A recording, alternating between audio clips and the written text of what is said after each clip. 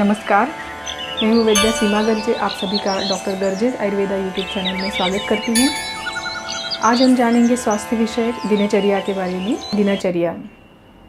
दिनचर्या मतलब daily routines, जो हमें डेली रेजिमेंट्स जो फॉलो करने होते हैं वो इसके अंडर आते हैं। तो मतलब दिन की शुरुआत कैसे करें, यहाँ से रात तक हमें क्या क्या करना है, कौन सा आहार लेना है, हमें कौन से समय में उठना है, हमारे दांत, इनका आरोग्य बनाए रखने के लिए आयुर्वेद में क्या बातें वर्णित है, अभ्यंग कैसे करें, कौन से प्रकार का व्यायाम आयुर्वेद में वर्णित है, मतलब 45 to 50 मिनट व्यायाम करना ही सबके लिए आवश्यक है क्या, या फिर शास्त्रोक्त व्यायाम की कोई अलग पद्धति है, अभ्यंग मतलब क्या है, अभ्यंग के क्या फ़ायदे होते हैं, और जैसे हमारे नस्य क्या है, अंजन क्या है, गंडूश जो कहते हैं, तो हमारे मुख का स्वास्थ्य, कान, नाक, आँख, ये सारे जो अलग अलग हमारे शरीर के अवयव हैं उनका स्वास्थ्य बनाए रखने के लिए जो भी बातें आयुर्वेद में वर्णित है, जो हमें डेली करनी होती है, वो उसे कहते हैं दिनचर्या। तो आगे आने वाले सारे वीडियोज़ में हम इसके बारे में धीरे धीरे जानकारी लेंगे, तो हमारे साथ बने रहिए। और अगर आपने चैनल को सब्सक्राइब नहीं किया है तो ज़रूर सब्सक्राइब कीजिए, ताकि जो आने वाली वीडियोज़ हैं हम आप तक पहुंचा सकें। तो चलिए आगे बढ़ते हैं और जानते हैं कि आयुर्वेद में जो व्यायाम, अभ्यंग और जो स्नान है उसके बारे में क्या मत है। हमने देखा कि दिनचर्या का जो हमारा फर्स्ट पार्ट था और जो सेकंड पार्ट, उसमें कई सारी बातें हमने ऑलरेडी देखी है, जैसे कि दिन की शुरुआत कैसे करनी है, दांतों का जो आरोग्य है, स्वास्थ्य है, वो बनाए रखने के लिए आयुर्वेद में जो चूर्ण, काष्ठ आदि उनका उल्लेख जो है वो हमने फर्स्ट पार्ट में देखा। ब्राह्म मुहूर्त मतलब क्या है उसका भी हमने अर्थ जाना और उसका महत्व भी देखा है। पार्ट 2 में हमने देखा कि हम कैसे हमारे आँखों का, नाक का स्वास्थ्य बनाए रखें, उसके क्या फ़ायदे होते हैं, और जो हमारे अदर जो बीमारियां हैं, बाल झड़ना या सफ़ेद हो जाना, ये सारी चीज़ों से हम कैसे बचे रहें। आज हम देखेंगे कि जो आयुर्वेद में व्यायाम है, तो व्यायाम का जो शास्त्रोक्त पद्धति आयुर्वेद में वर्णित है, तो उसके बारे में जानेंगे। आपने अभी बहुत सारे मीडियाज़ के माध्यम से सुना होगा कि 45 to 50 मिनट्स कम से कम हर एक को व्यायाम करना है। तो क्या ये आयुर्वेद को मंजूर है, या फिर आयुर्वेद में कुछ अलग पद्धति से व्यायाम का वर्णन आया है, तो और उसके क्या फ़ायदे होते हैं।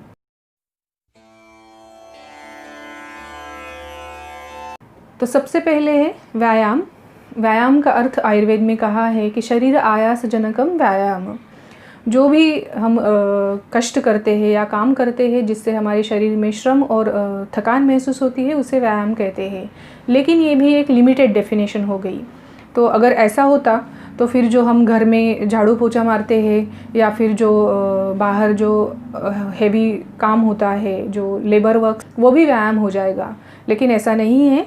तो व्यायाम की थोड़ी इससे भी हट के डेफिनेशन है। शरीर चेष्टा जो है वो ऐसी होनी चाहिए कि जो हमारा शरीर सौष्ठव है उसे बढ़ाने के लिए, तो उसे कहते हैं व्यायाम। मतलब ऐसे स्पेसिफिक प्रकार की हमारी शरीर की हलचल है, या फिर जो हम चेष्टा करते हैं, काम करते हैं, जिससे हमारा शरीर सौष्ठव है, जो हमारी बल शक्ति है, हमारी पावर है, हमारी मसल पावर और हमारी इम्यूनिटी जो बढ़ा है, उसे व्यायाम कहते हैं। तो उसके लिए क्या करना चाहिए फिर। तो आयुर्वेद में और एक बात वर्णित है कि जो हम कहते हैं ना 45 to 50 मिनट हर एक के लिए व्यायाम आवश्यक है, तो वैसा नहीं है। आयुर्वेद में पुरुषम विक्ष ऐसा कहा है। तो हर एक पुरुष एक दूसरे से अलग है। तो अगर ऐसा है तो हर एक को 45 to 50 मिनट तक व्यायाम करना योग्य कैसे हो सकता है, तो नहीं हो सकता। तो फिर आयुर्वेद में क्या कहा है कि कैसे व्यायाम करें। तो अर्धशक्ति व्यायाम आयुर्वेद में माना गया है। वो भी कब करना है, जो शीत ऋतु कहते हैं, जो विंटर सीज़न है, जो ठंडी का मौसम होता है, जब हमारा बल अच्छा होता है, हम ज़्यादा से ज़्यादा काम कर सकते हैं और अच्छा खाते हैं और अच्छा पचा भी सकते हैं। तो इस टाइम पे अगर जो अच्छा खाने वाले, मधुर और स्निग्ध भोजन करने वाले जो व्यक्ति होते हैं और बलवान जो व्यक्ति होते हैं, उनको अपनी बल से अर्धशक्ति व्यायाम करना है। आप पूछोगे फिर ये अर्धशक्ति क्या है।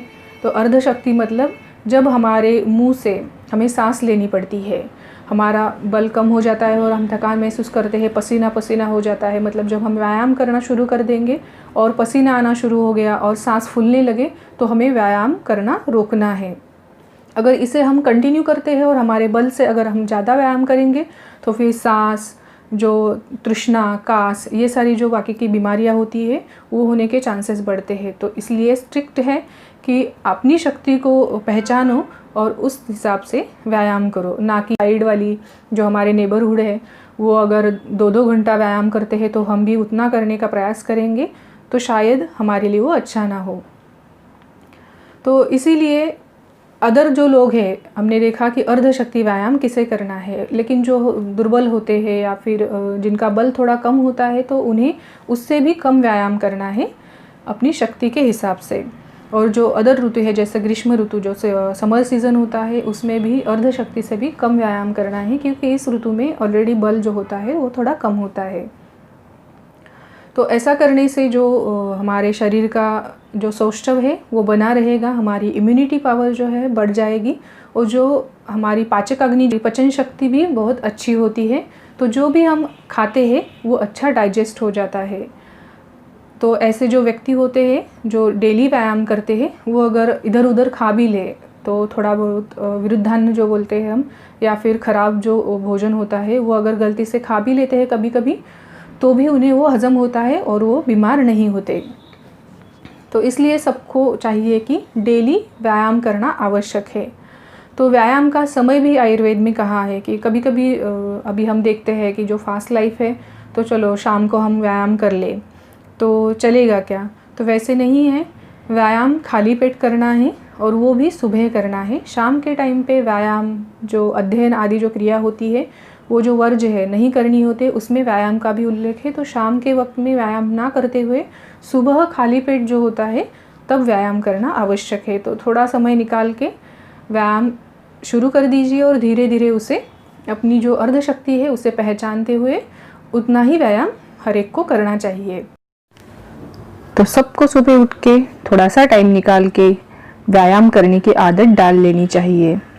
तो आप पूछोगे फिर कौन से व्यायाम करें, तो जैसे कि शुरुआत में आप स्टार्ट करते हैं तो जो सूर्य नमस्कार है, क्योंकि सूर्य जो एनर्जी की देवता है, अगर हम उसे नमन करेंगे तो वो हमें एनर्जी देगी। तो सूर्य नमस्कार से शुरू कीजिए। जैसे स्टार्टिंग में 5 दिन तक केवल एक ही सूर्य नमस्कार जिसमें 12 आसन इंक्लूड है वो पूरा 12 आसन करना है। फिर 5 दिन के बाद उसे धीरे धीरे बढ़ाते जाइए और 10 से 15 सूर्य नमस्कार डेली करने चाहिए। उसी तरह से आयुर्वेद में कई सारे आसन हैं, वो सीख के वो कर सकते हैं। प्राणायाम है। इस प्रकार से अगर हम व्यायाम करते हैं तो हमारा शरीर जो है एकदम सुडौल हो जाता है। अब आगे चलते हैं कि आयुर्वेद में जो हमारा अभ्यंग, सबको पता है अभ्यंग करना सबको बहुत ही पसंद भी होता है, क्योंकि इसके जो फ़ायदे हैं काफ़ी हद तक आपको पता होंगे कि स्किन ग्लो बहुत अच्छा रहता है, स्किन टोन मेंटेन रहता है, रिंकल्स जल्दी नहीं आते और बुढ़ापा जो है हमें वो दूर रखने में काफ़ी फ़ायदेमंद है। तो इन सारी बातों को अगर हम चाहते हैं तो डेली अभ्यंग करना भी उतना ही आवश्यक है। तो अभ्यंग कैसे करें, किस तेल से करें, कितनी मात्रा में कितने टाइम तक हमें अभ्यंग करना होता है और उसके क्या फ़ायदे हैं। तो सबसे पहले है अभ्यंग क्या है। अभ्यंग मतलब जो वातशामक तेल होते हैं उनसे पूरे शरीर को मसाज करना। तो ये मसाज करते हुए एक बात ध्यान रखनी है कि ये मसाज आपको प्रतिलोम गति से, मतलब जो हमारे बाल होते हैं उसके उल्टी दिशा में बॉडी को मसाज करना है। तो जो ऑयल होता है वो जल्दी से जल्दी जो हमारे रोमकूप है, जो हेयर फॉलिकल्स है, वहाँ तक पहुँचे और अच्छे से एब्सॉर्ब हो जाए। तो अभ्यंग से ना केवल हमारा स्किन टोन अच्छा रहता है और हमारे जो रिंकल्स है इसमें फ़ायदा होता है, तो उसी तरह से जो हमारे जॉइंट्स है, जो जल्दी ज़्यादा काम करने की वजह से और उसके तरफ ध्यान ना देने की वजह से उसमें आवाज़ आना, ऑस्टियोआर्थराइटिस जैसे जो परेशानी है उसमें भी ये काफ़ी फ़ायदेमंद है। तो डेली अभ्यंग करना बहुत ही आवश्यक है, जिससे हमारा स्वास्थ्य भी बना रहेगा और जाठराग्नि जो बोलते हैं हम, जो हमारी अग्नि है, पाचन क्रिया है, वो भी बढ़ने में इसका फ़ायदा होता है। तो कम से कम दिन भर जो हमारा डेली का अभ्यंग का टाइम है वो कम से कम 10 से 15 मिनट तक डेली अभ्यंग आवश्यक है। अभ्यंग करते हुए 3 बातों का बहुत ही जो हमारे 3 शरीर के जो अवयव है उसका ध्यान रखना आयुर्वेद में काफ़ी महत्वपूर्ण कहा गया है। तो वो कौन से है? तो हमारा सिर, हमारे कान और हमारे पैर, इन तीनों को अभ्यंग करना बहुत ही आवश्यक है। ऐसा करने से जो हमारा सिर है, अगर यहाँ पे हम अभ्यंग करते हैं डेली, तो जो बालों का झड़ना है या फिर वो बालों की स्ट्रेस, टेंशन और उसकी वजह से जो निद्रालपता, इंसोम्निया, नींद न आना, इसकी वजह से हेडेक आदि जो परेशानियां हैं उसमें ये काफ़ी फ़ायदेमंद होता है और हमारी नींद काफ़ी अच्छी होती है। तो शिरोभ्यंग डेली करना बहुत आवश्यक है। उसी तरह से कर्ण अभ्यंग भी आयुर्वेद में कहा है, लेकिन ये करते वक्त कुछ बातें बहुत ही ध्यान में रखनी आवश्यक होती है, जैसे कि हाइजीन है और उसकी साइंटिफिक मेथड भी पता होना आवश्यक है। इसे करने से पहले आप ये बात ज़रूर ध्यान रखें कि जो तज्ञों की सलाह से ही इसे करें। तीसरी बात है पादाभ्यंग। पादाभ्यंग मतलब जो हमारे पैर है उस पर अभ्यंग करना।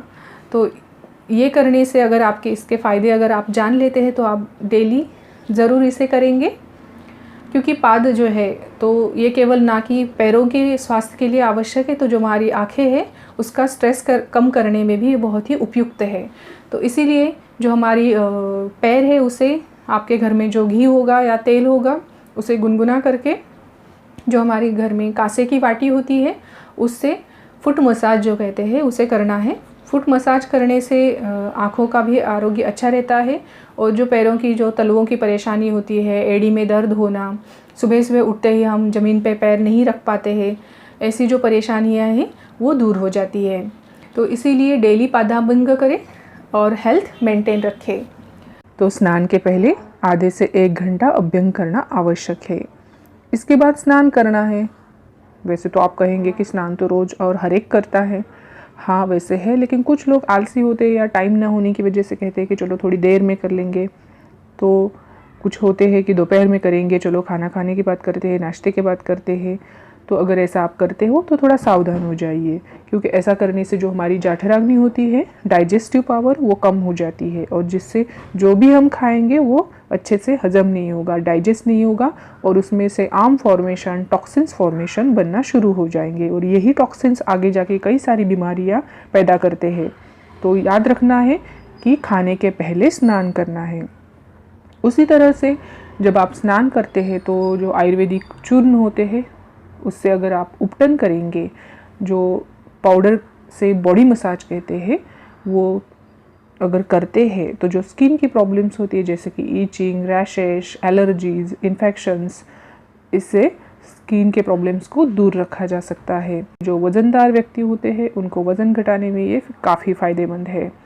तो अगर आप मोटे हैं तो इसे ज़रूर उपयोग करें। इस तरह से अगर हम स्नान करते हैं तो जो स्नान के आयुर्वेदिक फ़ायदे कहे हैं जैसे कि दीपनम वृषम आयुष्यम स्नानम ऊर्जा बलप्रदम कंडुमल श्रमस्वेद तंद्रा त्रटदाह राग पाप्नोजित, ऐसा कहा है। मतलब अगर हम इस तरीके से रोज़ स्नान करते हैं तो जो हमारी डाइजेस्टिव पावर है वो प्रदीप्त हो जाती है और जो भी हम खाएंगे वो अच्छे से हजम हो जाएगा।